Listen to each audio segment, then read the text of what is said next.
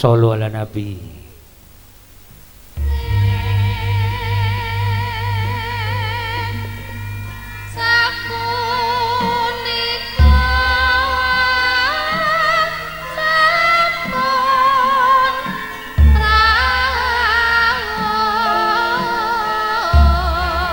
Sirat Mojo temanten saribit kala wau kaunjukan tirta wening ingkang mijil saking lebeting Kendi Pratala.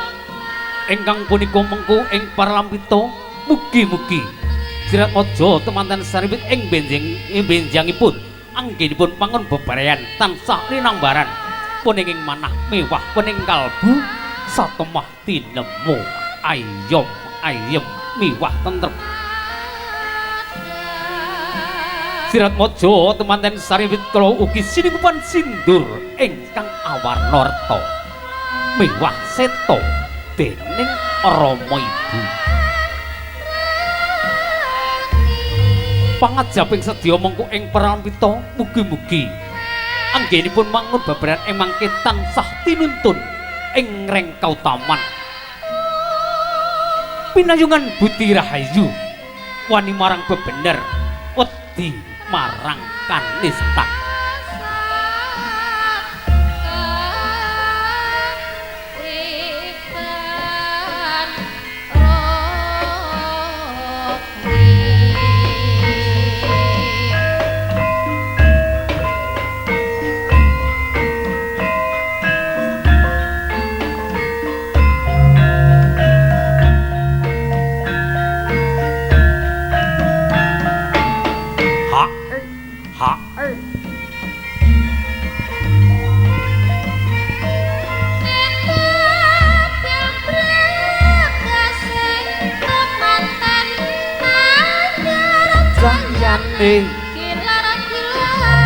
Dino nang sem ganti kutangan kuning kebrayan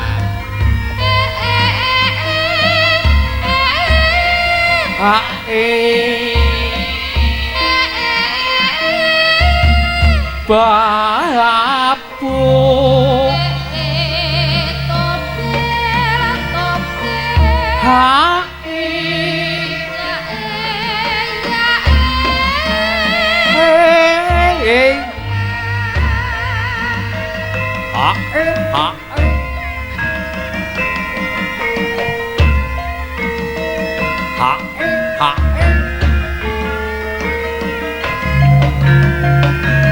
monggo Bu mbok bilih sampun paripurna enggal agi-agi kabedol tumuju sasana rinengga.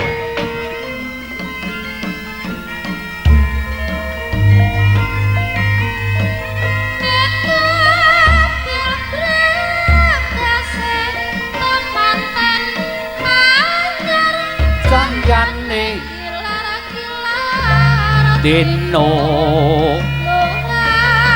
nang sem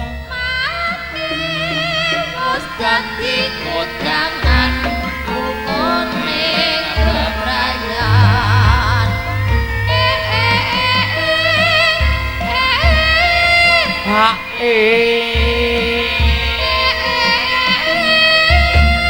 bapu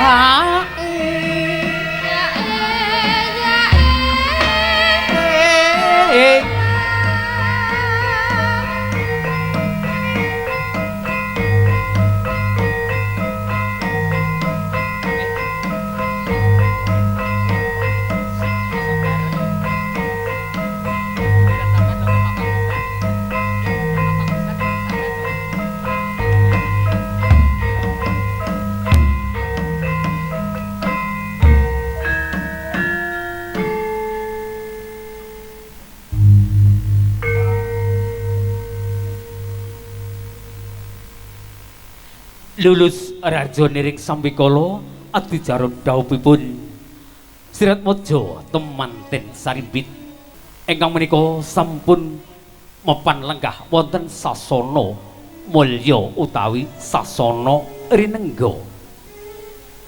Nggih dipun foto saderengipun adicara kawiwitan malih nggih. Nggih dipoto. Mau dipoto dulu. Tanah yo piyayi kathah ya Mas ya. Ning yo nyuwun pangapunten saking warga Kediri dumateng sagunging para tamu kakung putri ingkang mbok bilih sedaya warga pangombyong saking tlatah Kediri mbok bilih panjenengan wonten medal menika tasih wonten palerman Jawi. Monggo kula aturi lumebet wonten ing sasana agung sasana mulya dalemipun pepundhen agung panjenenganipun Bapak Wajib Sarimpit Ibu Nyomi. Dawuh inggih dumateng sagunging para tamu ewadene adicara ingkang salajengipun inggih menika adicara mapak kadang besan sutresna. Pepundhen agung panjenengan Bapak Wajib sarta Ibu Nyomi sampun hamiji dumateng panjenengan Bapak Suparmanto Sarimbit Ibu. Ing mangke panjenengan kasuwun mapak kadang besan sutresna. Prih kaletsan sedya kasumanggaaken dumateng pepundhen kula Bapak Suparmanto. Tindakipun Bapak Suparmanto arsa ngrawuhaken kadang besan. Monggo Ca dipun sarengi. Bapak Suparmanto panjenengan jawat asta rumiyin nyuwun pangestu rumiyin salaman rumiyin nggih. Nggih, salaman rumiyin kalian panjenenganipun Bapak Wajib.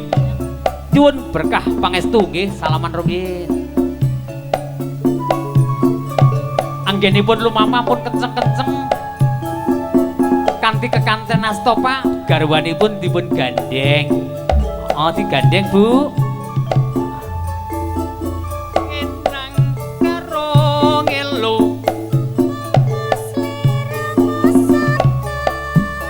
Nggih, jawat asta rumiyin, monggo salaman.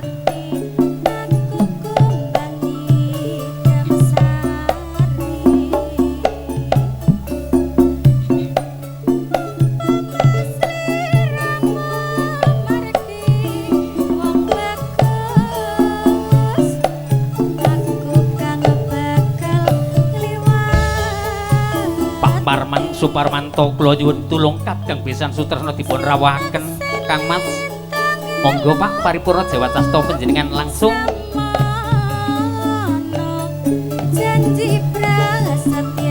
Gimana ya? Iya Bu, langsung aja Bu, nggak apa-apa, yuk langsung. Nggak apa-apa. Nggih. Bapak Sumarman, Bapak Wajib wonten ngandhap kemawon. Krantos rawuhipun kadang besan sutresna saking Kediri nggih. Wonten mriku mawon Pak Wajib. Ya karo Ibu. Nggih.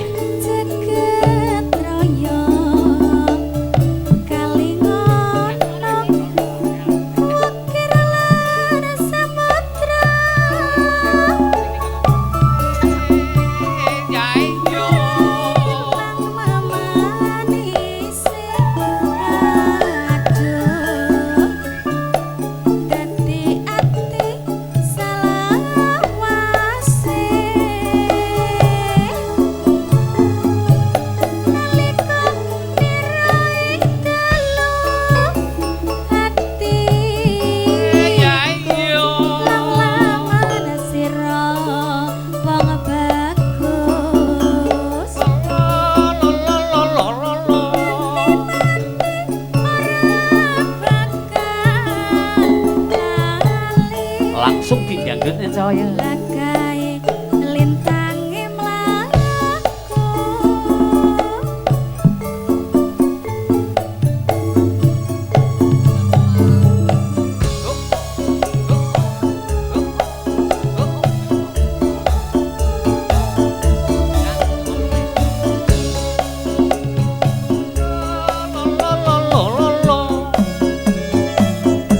Rawuhipun kadang besan sutresna sinarengan idam saringaning para kadang Dopertus.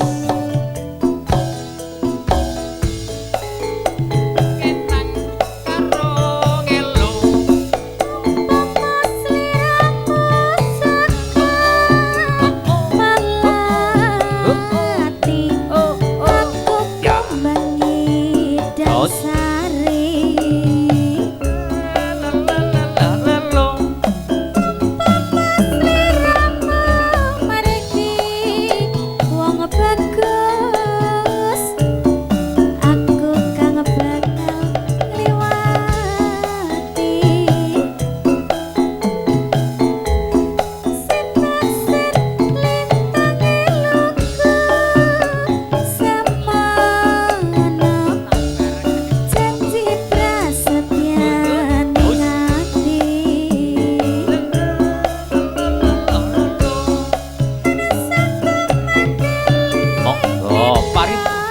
paripurna Bapak Kadang Besang monggo kula aturi lenggah wonten ing sasana mulya enang karo ngelo mitrasa jagat raya kalingono ukir lan samudra norailang mamanise aduh dadi ati selawase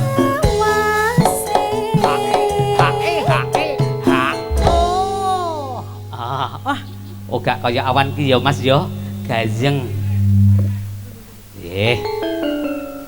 ayo nalika nira ing dalu ati lam-laman sira wong bagus nganti mati ora bakal lali lagae lintang imlaku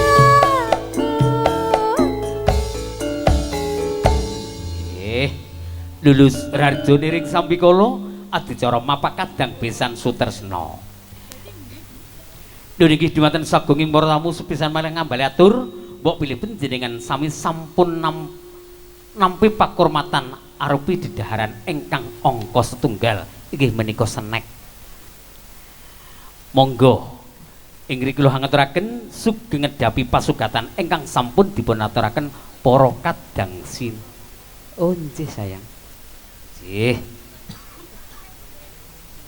lan ugi kalau wau ugi sampun nampi cecala ing mangke sak panjenenganipun dahar senek ampun kesesa dipun bucal rangkung rumiyin menika wonten hadiahipun nggih panjenengan bikak mbok bilih wonten tutupipun menika wonten angkanipun 0002 menika panjenengan pikantuk kipas angin ning mbok bilih mboten wonten disuwek mawon nggih kipas-kipas ngoten nggih nggih nggih lho niki dumateng sagunging para tamu ewadene adicara ing salajengipun inggih menika adicara waosan ayat suci Al-Qur'an Nur Karim ing mangke badhe dipun praktesaken panjenenganipun Mbak Seli pramila kaleksan sedya kasumangkaken kunjuk katur Mbak Seli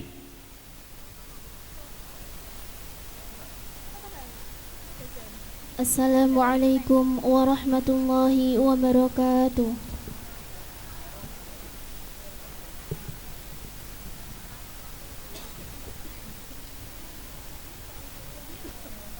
A'udzu billahi minasy syaithanir rajim.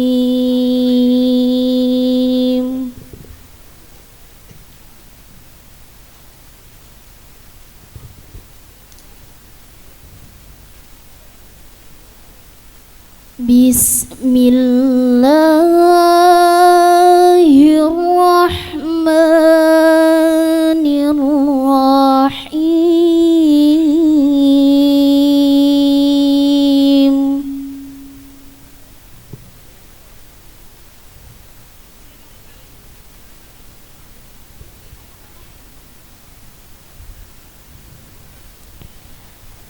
Alhamdulillahilladzi khalaqas samawati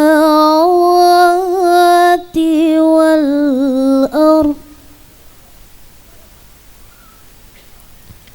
alladzi khalaqas samawati wal ardh وجعلت ظلمات والنور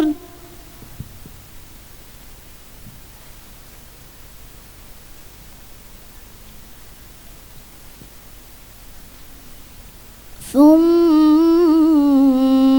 الذين كفروا بربهم يعدلون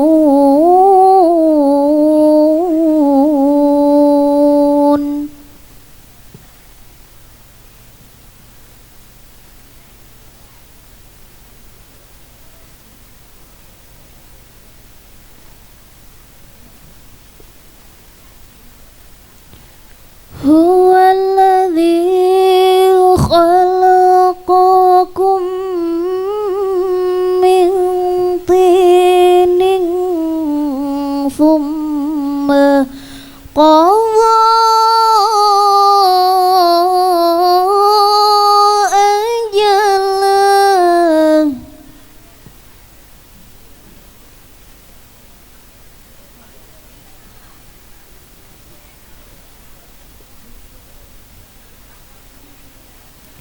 وأجل مسمى عنده ثم أنتم تمترون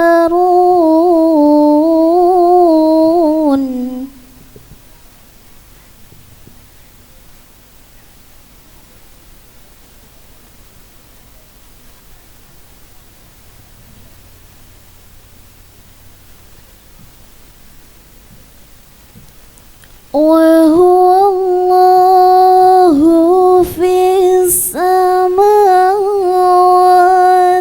وفي الأرض يعلم سركم وجهركم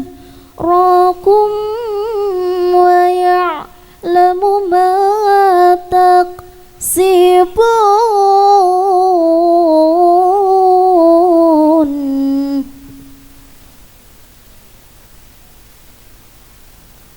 وما تأتيهم من آية من آيات ربهم إلا كانوا عنها معرضين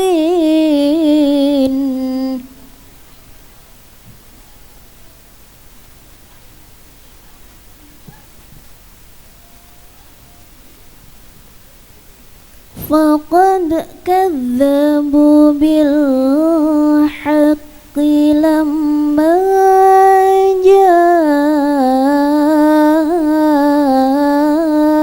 جاءهم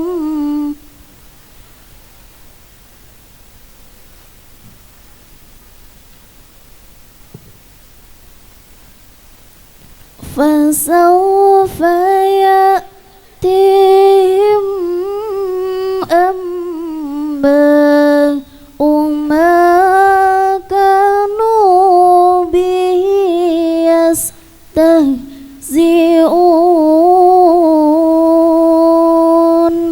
صدق الله العظيم wassalamualaikum warahmatullahi wabarakatuh. Waalaikumsalam warahmatullahi wabarakatuh. Sadaqallahul azim, innallaha ghafurur rahim.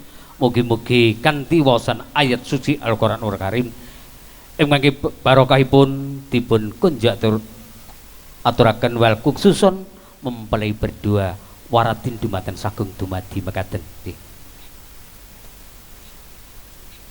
Lho niki dumateng para bapak ibu ingkang tansah winantri bagya mulya ewa dene paripurnanipun adicara waosan ayat suci Al-Qur'anul Karim ing mangke sigra kalajengaken adicara sembah kolbu sungkemipun sirat maja temanten putri kunjuk ingkang garwa prih mboten tumpang suhipun anggenipun hangaras padha badhe dipun pratesaken panjenenganipun Ibu Leo Wedding kalaksanan sedya kasumanggaken kunjuk Ibu Leo Wedding lumampahin adicara Sungguman ing mangke sinarengan ketawang pamuji.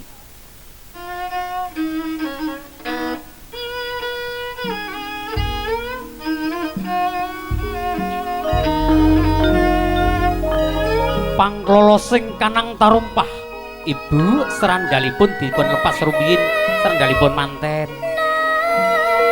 Jih.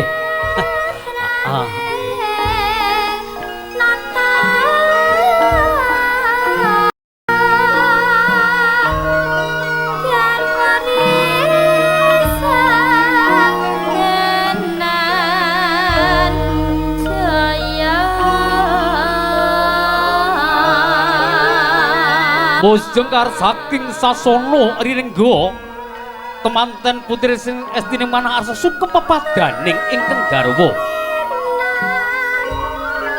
sigra tumungkul amri gelu yayah konjem ing Bantala wadanane temanten putri tangkeping asta sinungkep ing jangku sinartan estine manah anyanya dong rumenteng pangastawa saking ingkang garwa.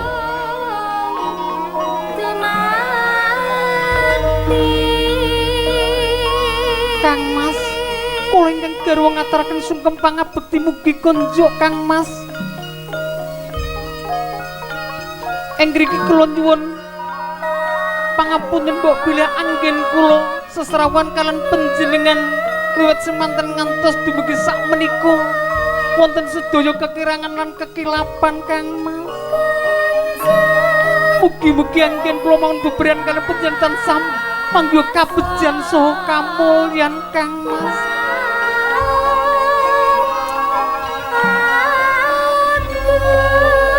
Ngono wong ayu. Heeh. Sira ngaturke sungkem pangabekti marang pun Kakang wis tak tampa nini. Amung pujasta lan pujastutiku sira tampa muga anggonku lan sira mangun beberan tansah mangga kabejan lan kamulyan wong ayu. Nuwun inggih Kang Mas. Paripurna sungkem pepadaning ingkang garwa ing mangke kalajengaken sungkem pepadaning Rama Ibu penganten putri sakderengipun panglolo sing duwung dalah panglolo sing kanang tarumpah kanthi lon-lonan diajeng garwaku wong ayu pusakaku kang nyengkit ana gigirku bedolen wong ayu senadyan dikayong apa pusakaku minangka tetining keluarga pusaka Kyai Tilamupih muga besok bisa dadi sarana anggonku lan sliramu bangun kekeluarga tansah guyub rukun ayem tentrem wong ayu. Nuwun inggih Kang Mas, monggo kula dherekaken sungkem pepadaning Rama Ibu Kang Mas.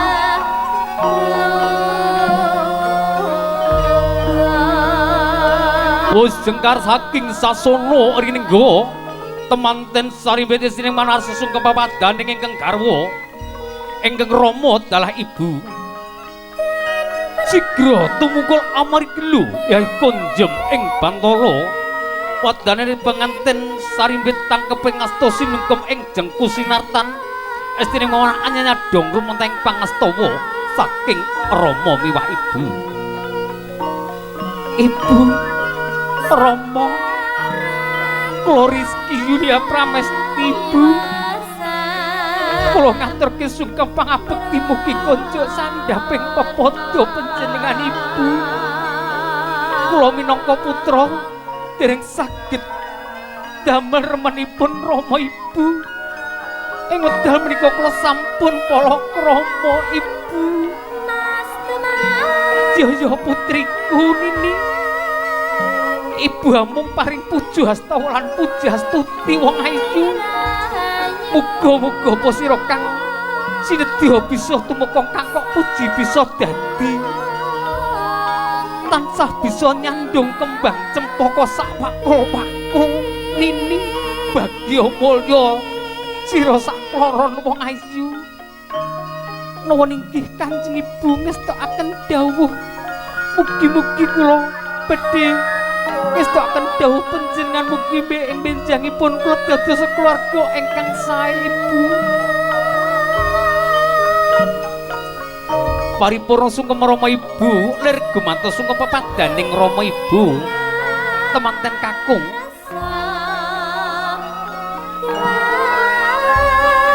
kono-kono tole wong ayu lan wong bagus sira enggal sungkem pepadaning Rama Ibumu wong bagus lan wong ayu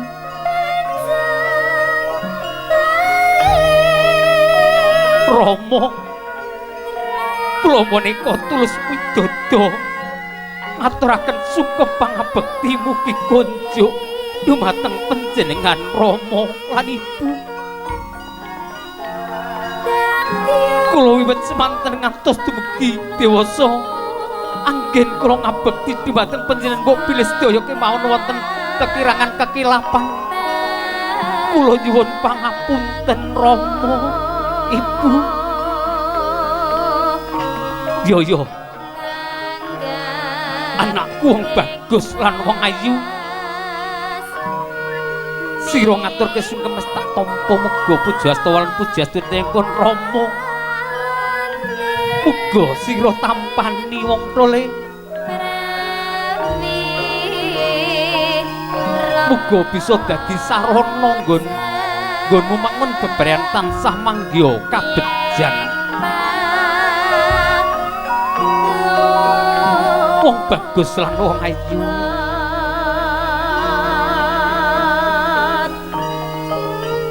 Ibu, kula ingkang putra eka tulus widodo Ibu. Kula ngaturaken sungkem pangabekti dumateng panjenengan Ibu. Wiwit rikala semanten wonten kandungan ngantos dewasa sakmenika tartamtu kula gadhahi sedaya kekirangan kalepatan dumateng panjenengan Ibu.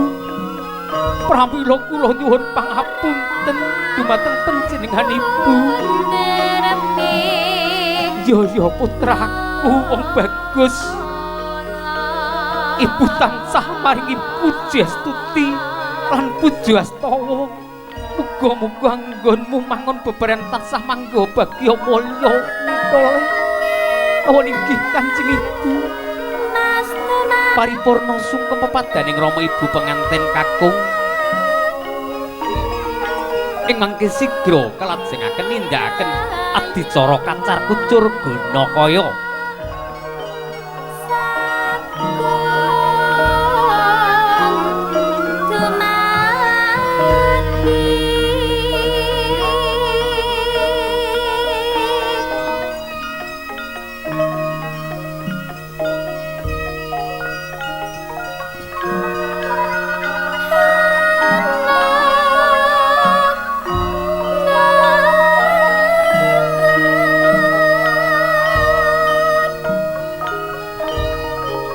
Adicara saledipun inggih menika adicara kacar kucur Gunakaya. Kacar kucur Gunakaya, kacar kucur sunarani Gunakaya sampun pratelake.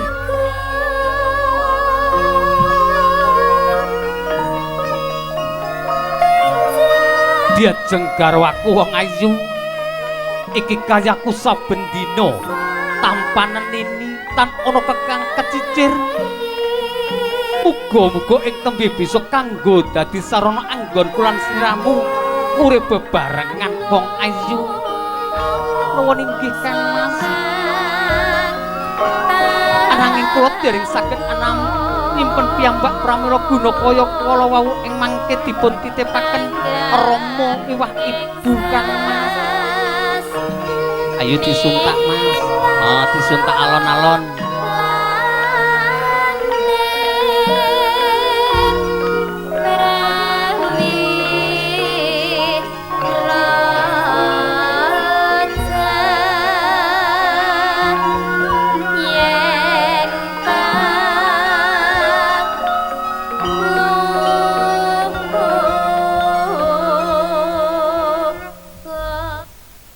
Monggo Kang Mas dipun titipaken Rama Ibu Kang Mas. Ayo di gaekne langgam apa sing kira-kira saged.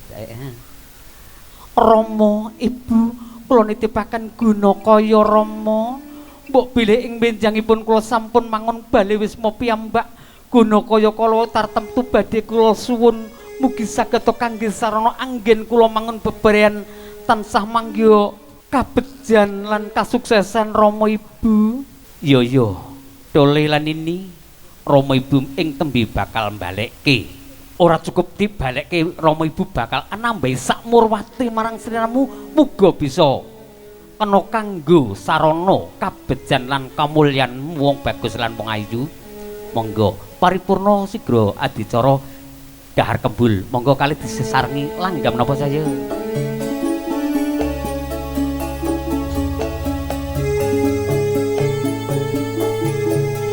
Dahar Kembul kairingan Setya Tuhu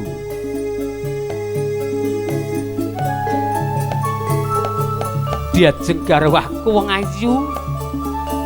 Aku coba pengen nanting kaya apa katresnanmu wong ayu.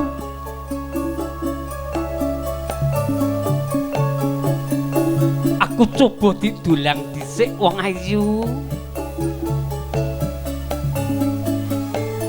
Aku didulang dhisik karo janggutku dicekel. Oh wong bagus dhisik. Diajeng bot-bote aku saka Kediri teko Tulung.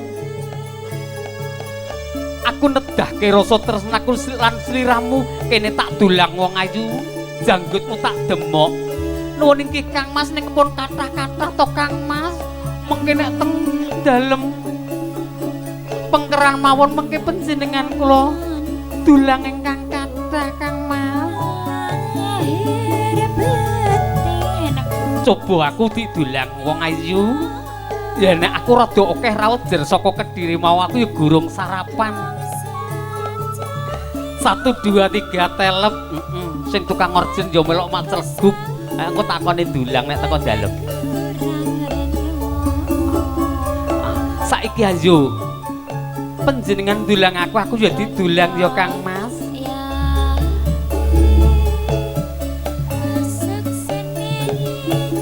1 2 3 telep apa meneh sing tukang moto anggere celeguk ya wis melu. Glender. Dasar kakunge gagah pideksa. Priyayi putrine Sulistya ing warni. Jumbuh sanget antarane Kediri kalian Tulung. Kang Mas anggenipun dahar pun tuwuk-tuwuk Kang Mas. Mengke teng pengkeran badhe kula dulang malih Kang Mas. Wong ayu. Paripurna Dahar Kembul sigra kalajengaken adicara ngunjuk rucuh tegan-deganing Kambil Ijo utawi tirta wening ingkang mijil saking lebeting deganing Kambil Ijo menika sejososipun ugi mengku ing Perlampita. Mugi-mugi Sirat Maja temanten sarimbit ing mangkanggenipun mangun beberean tansah linambaran puninging manah mewah puninging kalbu satemah tinemu ayem mewah tentrem. Degane Kambil Ijo nek jarine Mase tukang tipung ke jari bejane sing urung duwe bojo. Padune urung duwe ngono kuwi. Ya kudu sing wis duwe.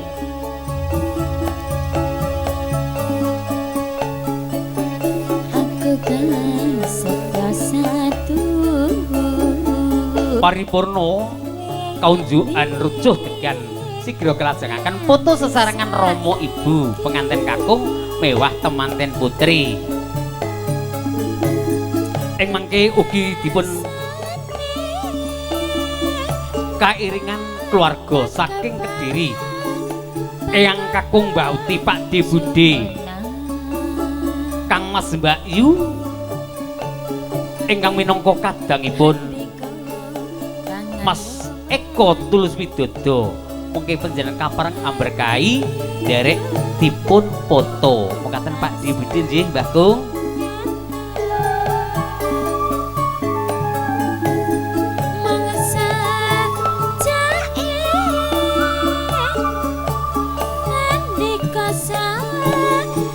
Monggo Pak.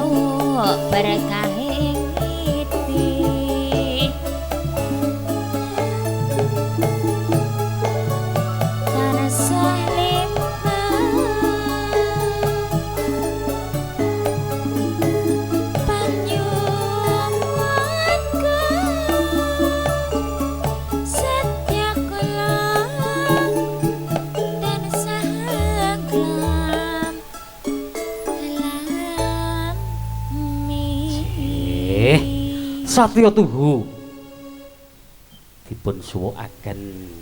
Mas sing penting gayeng ya diajeng ya. Lho niki dumateng sagung para tamu kala ugi sampun nampi sasmita saking keluarga Agung Kediri. Mbah Dalang ngendikane rada satset ngoten nggih Kang nggih.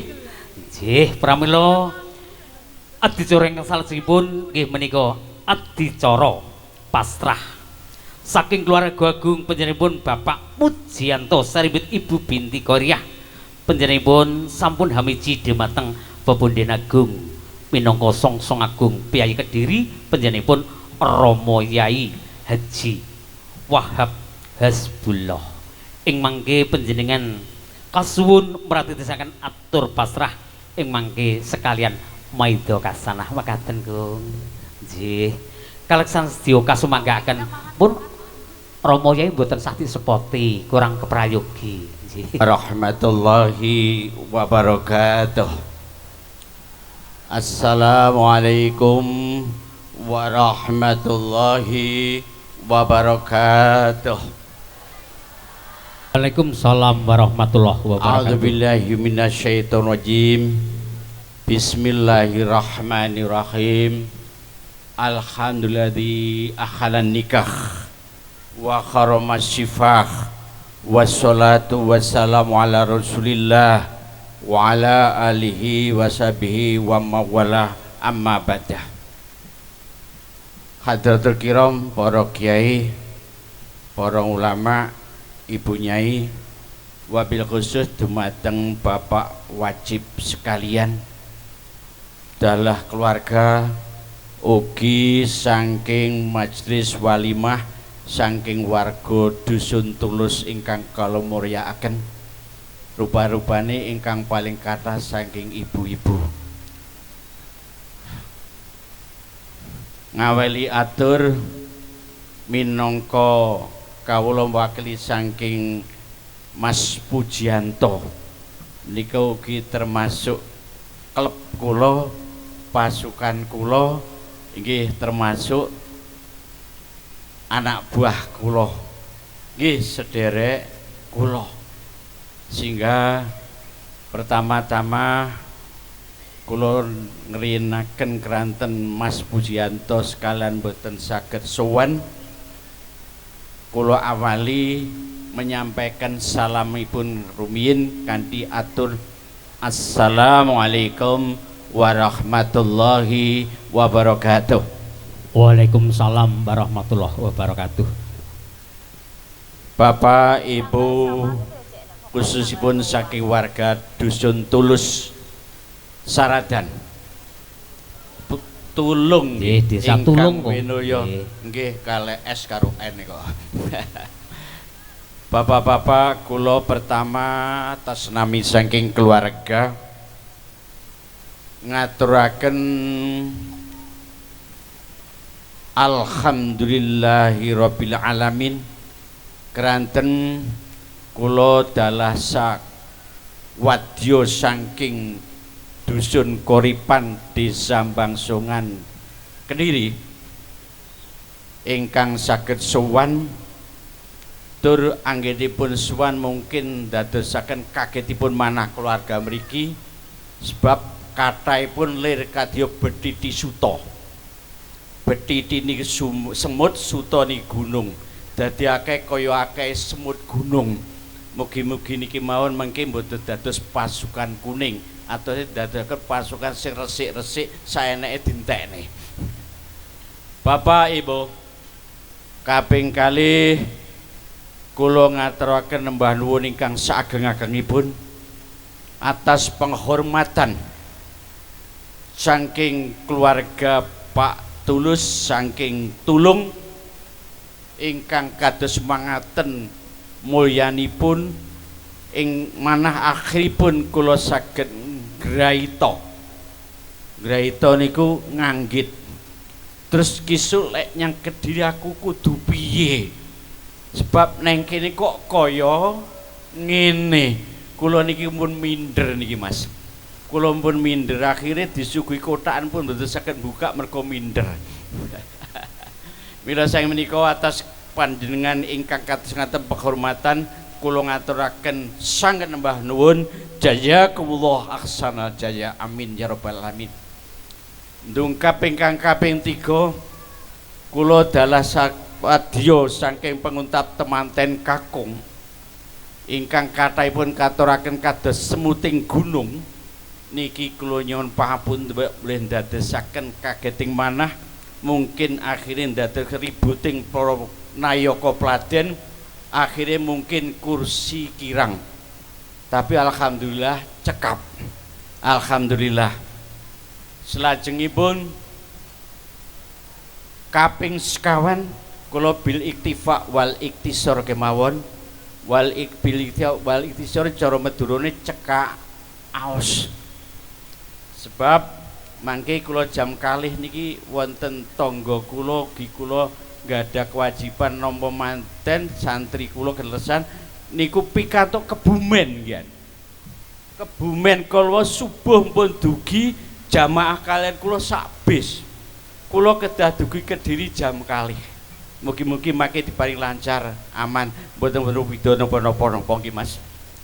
Selajengipun Bapak Ibu minangka kewajiban kula sesuai amanah saking Pak Pujianto bilih kawula kawulih nyerahaken dumateng Keng putra pikantuk Mbak Rizky Yulia Pramesti ingkang insyaallah processing sadèrèngé mboten kula aturaken kula kiambak nggih mboten mudeng ning Kediri kok iso ning Saradan niki pancili Allah ngersakaken masalah jodoh niku panci Allah gitu bila panci Allah ngersakaken ternyata anak kula si Eko niki jane nggih mboten ganteng, nggih ireng, nggih serabutan niku lek mboten dindes nggih purun ngarit.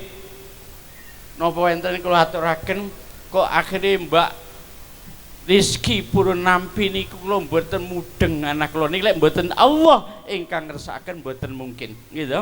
Niki lani sesuai dawuh Allah, inna khalaqnakum min dzakari wa unsa wa ja'alna musubali ta'arafu. Allah aku ndadekne umatku lanang wedok antara Saradan Kediri kuwi kabeh supaya sambung akhir dadi jejodohan hatta yaumul kiamah. Bapak Ibu khususipun dumateng Bapak Tulus kula wonten jam niki saat niki jam 10:30 kirang gangsal menit minangka amanat keputusan Pak Janto kula sanaken kanthi bismillahirrahmanirrahim hasbiyallah tawakkaltu 'alallah itasamtu billahi fawattu amilallah kula serahaken dhateng Pak Tulus sekalian dalah keluarga ugi masyarakat tulung serahkan dhateng Pak wajib sekalian dalah masyarakat tulung pilih si Eko niki mboten wonten napa-napane ganteng nggih mboten lek irenge mesti tapi pintere nggih mboten dedeg nggih mboten wonten ing ngeten niki secara keseluruhan kula serahaken dhateng panjenengan Bapak lan masyarakat iki mugi-mugi dalam rangka bermasyarakat wonten dusun niki saged sepet menyesuaikan kalian adat istiadat wonten mriki khususipun saged lan selalu nggih menika ngeningaken cipta dalam rangka nderek dawuhipun Rasulullah lan nderek perintahipun Allah Subhanahu wa taala ala dinil Islam ala thariqati ahli sunnah wal jamaah. Kula mangkin sak badane niki langsung nyuwun pamit insyaallah mboten mawi pengarih. Cara Kediri pengarih niku sing ditinggal kon baturi. Sakniki pun mboten nusum, gak dibaturi malah muring-muring mantene dereng ngeribeti.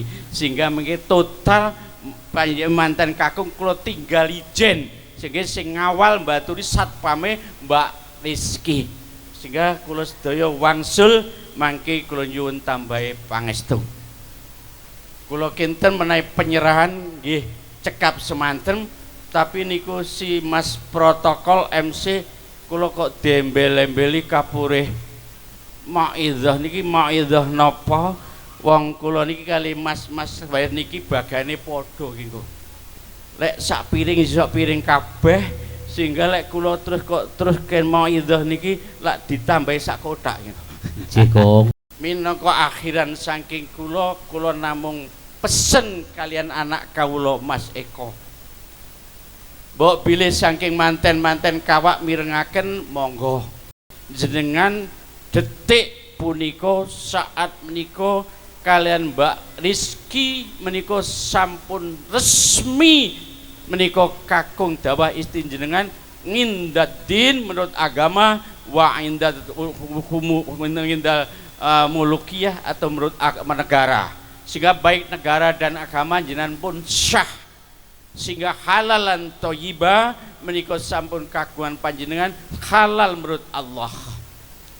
Bahkan kula sekedhik matur jenengan saged pikantuk Mbak Rizky niki halalipun boten namung keranten dipun udari kalian mas kawin boten, tapi nggih menika ittaqullah fin nisa'i akhadtumuhunna bi amanatillah. Kowe wedya si Mas Eko, kowe mundut Mbak Rizky iki karena amanat Allah dan ngalale buka kunci nih kanthi membawa make kalimat Allah nggih niku ijab qabul lajeng dipun paringi mahar. Mboten pinten Mas kawine?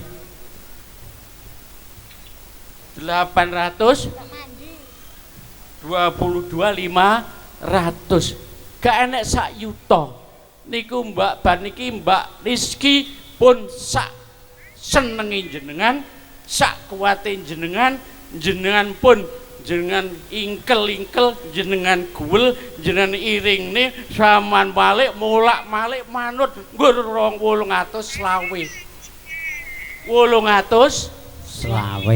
Ini karena kemurahan Allah.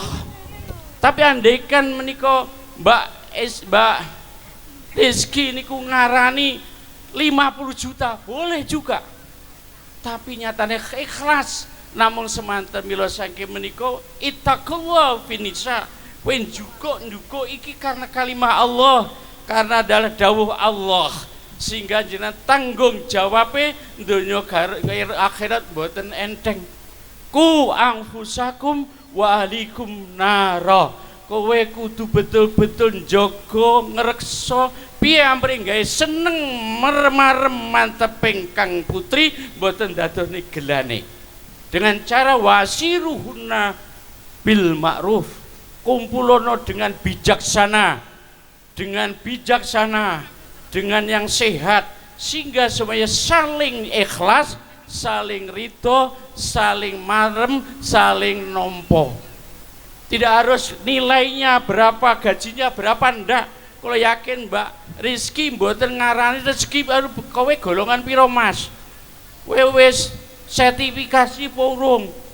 Lek cara SSN wis pegawai negeri purung, lek golongan piro? Ya elek-elek mampu pegawai dadi roh ngono kuwi. Jadi golongan piro ndak tanya. Tidak akan nanyakan berapa gitu, Mbak. Sampeyan ngurus to mboten? Mboten to nggih? Ridho nggih? Ikhlas to nggih? Lilane niki larang regane Mas niki milane kula mewakili jenengan betul-betul harus tanggung jawab tengah yo akhirat kumpulono sing apik, sing bijaksana, sing betul-betul menjadi orang yang menyenangkan kepada si istri. Dengan cara nggih niku selalu semuanya terbuka. Nggih niku dengan musyawarah. Ojo sampai ganjarane bayarane 6.000, sing 2.000 kak jero ketu, sing 4.000 diwene sing wedok. Haram niku. Berarti ngentit. Korupsi karo bojo, ya dadi korupsi gak oleh. Apa ene dibiyukne ning amplok brekne saeneke dene bar kok dijalukne lek oleh ya alhamdulillah, gak oleh ya masalah. Niki penting Mas nggih. Mila sang menika sepindah malih acara jenengan betul-betul mulia menurut Allah, mulia menurut bangsa dan negara. Lek karo buka giling pabrik Madiun tasik mulya acara jenengan. Pabrik Madiun Giling paling-paling nggur giling tebu. Kowe wis ngenekne wayang ludruk kirun tetek mengke diundang. Jenengan iki dalam rangka menghalalkan untuk meneruskan keturunan Rasulullah sing akan dados bangsa yang betul-betul bangsa yang mulia dan dapat itu Allah. Niki mulya jenengan. Jenengan ini ada upaya yang maha mulia, maha tinggi, maha berharga. Sehingga niki betul-betul syukuri niki amanat dari Allah, amanat Rasulullah, sehingga rumah tangga mudah-mudahan betul-betul aman, tentrem, adem, ayem, rukun, mawaddah, warahmah, rezeki sing halal barokah, rumah tanggane yo barokah, donya akhirat, lek enek apa-apa musyawarah, dipretung, ojo menangi dhewe-dhewe, wa asiruhuna bil ma'ruf, kumpulono sing apik. Kula kinten Mas Eko Bapak Wajib, kula kinten cekap semanten, kula mangke ngalap cekap regi mburu dateng Kediri napa oleh niki rada ruwet ceritane. Ruwete ngaten. Sing didadekne ning ngarepe bake ya ora ira tenan. Teko dalan mandeg bingung. Akeh sing mburi melok bingung mandeg. Sing maju ning ngarep jelalahe ya ora genah pisan dadi kaya Cina mlebu Islam. Ceritane Cina mlebu Islam niku mergo sik santri nyar sing ning ngarep makmum sing ngarep cah cilik-cilik sikile mancal-mancal. Cinane milik mancal-mancal. Mbok sing ning ngarep cah cilik sikut-sikutan, Cinane ning mburi yo melok sikutan niku nggih ngaten niku ceritane. Kula niki pun didudui hal lan resmi oleh Pak Pujianto, Yai engko nggone manuk-manuk nganano. Kula teno nggone manak-manak nggih manuk mandeg. Kula jane nggih beto manuk tapi nggone niku nggone manuk. Akhire kula nggih mandeg. Akhire lho kula menggok. Lho enek salah sitoki lho sing raruh dalan lho menggok malih muter. Akhire kula yo melok muter. Akhire niku dadi wong bingung kabeh. Masya Allah kaya wong tawaf. Mbah. Akhire niku kula ngetut bake kok jenenge menek sing manuk-manuk jenenge Mbah Kaji. Oh mungkin manuk ning kulon Mas Jian. Kula golek ning kulon gak enek manuk kok. Sing enek manuk jero montok lho papat. Akhire ngulon jenenge ngulon kula tut anake Mak Misdi 8 kilo. Nganan muternya 6 kilo. Tekan kene bae sing dhisik tu manuk-manuk wis teko wis ngombe wedang. Ya Allah, niku mugi-mugi niku diganjar Allah nggih. Kula meniku muga napa nggih milane fasalu ahla dzikri in kuntum la tamun. Teko sing roh lek kowe garuh. Lah niku diteko ya ora roh, padha garuhe dadi wong bingung petuk wong bingung. Semanten wassalamualaikum warahmatullahi wabarakatuh. Waalaikumsalam warahmatullahi wabarakatuh.